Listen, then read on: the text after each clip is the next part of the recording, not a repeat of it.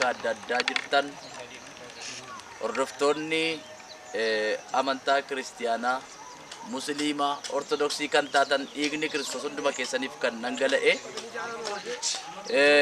an raajii Tarikuu Shifaraati hundeessaa Waldaa Lattuu Hafuura Waaqayyoo kanan ta'e akkuma argaa jirtan Waldaa Lattuu Hafuura Waaqayyoo dameesaa biyya adda addaatti babal'isuudhaan hojii mootummaa Kiristoos dhalootatti agarsiisuu isaa akka itti fufetti jira. Biyyi isin argitan kun aanaa Waamoo Agaloo bulchiinsa magaalaa Haleeluu jedhama. Ijaarsi kun isa mukti dhaabatee qorqorroon rukutamu miti. Lubbuu hedduu cuuphnee gara Kiristoositti daballeerra.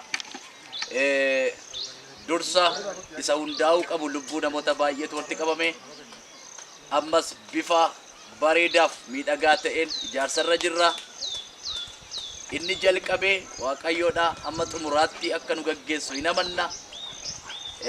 Isa kana hundumaaf Waaqayyoon galateeffachaa kadhannaa keessaniin deeggarsa yaadaaf akkasumas waan Waaqayyoo keessa keessan kaa'een nu deeggaruu nu bukkee dhaabachuu nuuf kadhachuu akkuma argitan isaan kun obbo Naggasaa Addaam jedhamu guyyaa kaleessaa waldaa keenyatti gooftaa Iyesuus Kiristoosiin fayyisaa lubbuu isaanii godhatanii fudhatanii har'a nu duuka waldaa kiristiyaanaa kana ijaaruudhaaf lafa kanatti argamanii misooma jalqabanii jiru. Guyyaa kaleessaa gooftaa fudhatanii asitti